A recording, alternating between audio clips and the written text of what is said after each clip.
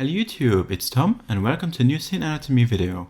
Today the time has finally come. My review of the Behringer Pro-1 is here. One thing right at the beginning, the unboxing and first look, as well as the review was made possible by your purchase via the links of Thomann and other partners. The device was bought by me from this money to review it. Big thanks for making fearless gear reviews possible. However, I can say already now that the Pro-1 is a great and fat sounding synthesizer that is well worth the money. But now everything from the beginning. The Behringer Pro-1 is an analog clone of the well-known Sequential Circuits Pro-One Synthesizer. Unfortunately without keyboard, but adapted for the Eurorack format. Visually, the synth is extremely reminiscent of the original layout, even the colors black and white and the knobs. The Pro-1 feels valuable and the knobs also have a very good and nice grip. In my opinion, the best grip I have ever seen on a Behringer synthesizer so far. On the other hand, I must criticize the switches, which are not so great for me, which feel a bit hollow and cheap. But you also have to know that the original Sequential Circuits Pro-1 was not a device that shone with high quality. However, the switches of the Pro-1 from Behringer are acceptable for the request price of €320. Also the bases or sockets under the device are unfortunately not properly processed, so it's always wobble sometimes if you use the device.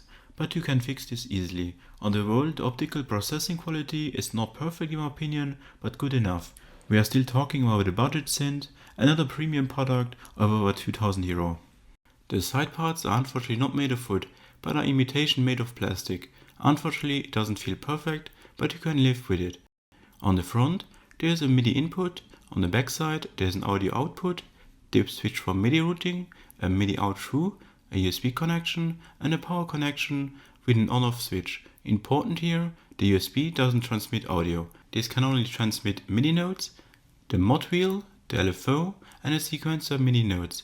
No MIDI CC or velocity over USB is possible. Too bad. Like the original, the Behringer Pro-1 features two oscillators with various waveforms based on the 3340 chips. VCOA offers saw and pulse, VCOB saw, triangle and pulse, which can be used all in the same time. Both VCO blocks also includes pulse width modulation. In the mixer section you can also mix an additional noise generator to the sound. Since you can also use these at the same time, this allows you to create these very powerful and fat sounds of the Pro-1.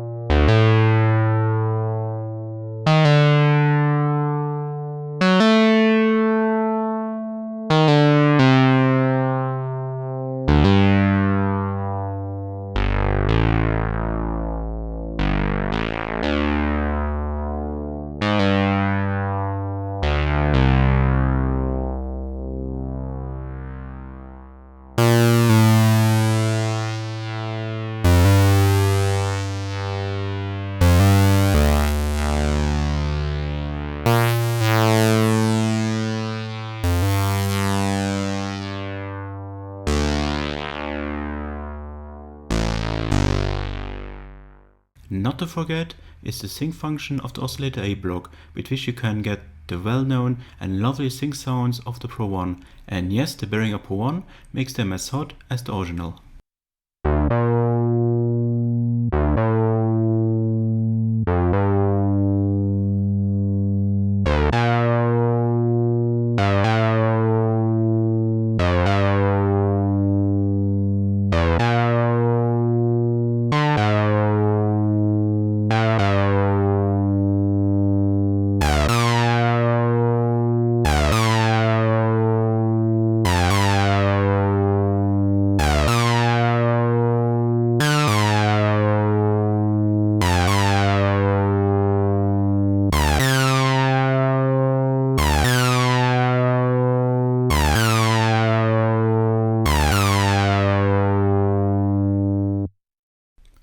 The signal then goes in the 24 dB low pass filter, which can score above all because of its beautiful resonance. The filter can also be modulated with a complete ADSR envelope and by a built-in LFO.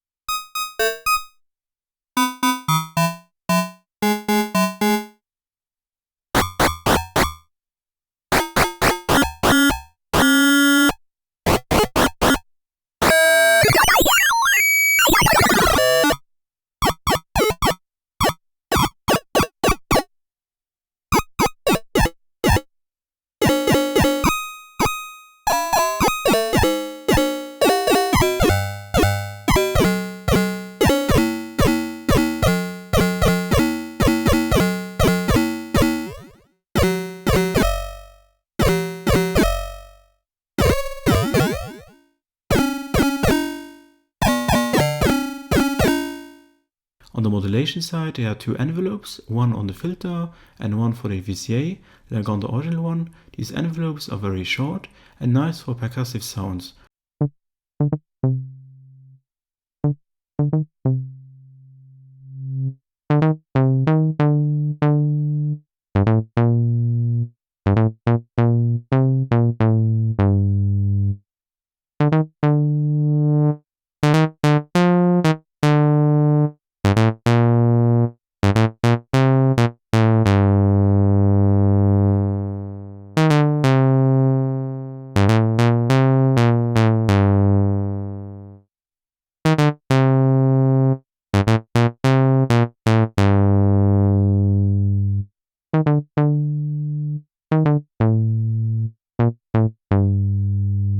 Further, there is one LFO with saw, tree and pulse width waveforms. If one LFO is not enough, the second oscillator can also be used as a second LFO, which makes the Pro-One very versatile. In my unit I noticed that the sweet spot on the envelopes is not perfect. Often little or a lot happens. Unfortunately, I cannot test this, whether this was also in the original Pro-One. All modulation paths are controlled on the left side by a small modulation matrix. In retrospect, this was extraordinary in the first Pro-One, because it gives you a very smart way to change modulation routings. But okay, in today's world, however, less newish. The mod matrix has three mod sources, so filter envelope, oscillator B, which can be used as LFO, and LFO, each with individual amount knobs that can be broken out of the normal use. So this can be used to modulate oscillator A or B frequency, or pulse width, or the filter. Plus you can choose if you use the mod wheel or direct to control the modulation. That's quite handy. Especially this mod matrix makes the Pro-One more versatile and complex than a Model D, for example. There is also a reproduction of the original Pro-One sequencer, where you can program 2 sequences with up to 64 steps. You can also add rests in the sequencer by turning the record switch down and up. Further, there's an arpeggiator on board with up and up-down direction. The LFO works also here like on the original one as a clock for the sequencer and arpeggiator. It is a nice little sequencer where there is nothing to criticize.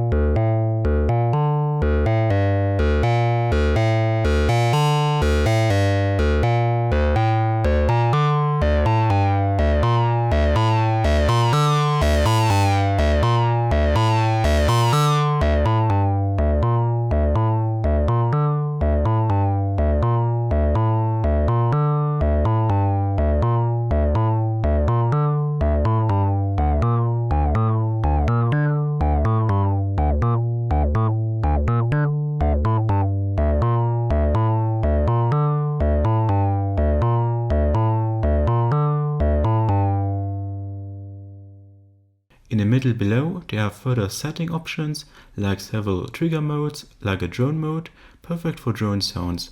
In a mono-poly mode, you can decide whether you want to play it in monophonic or paraphonic, but don't forget there is also a polychain feature on board with which you can add up to 16 Pro-1s and build a Behringer Pro-16.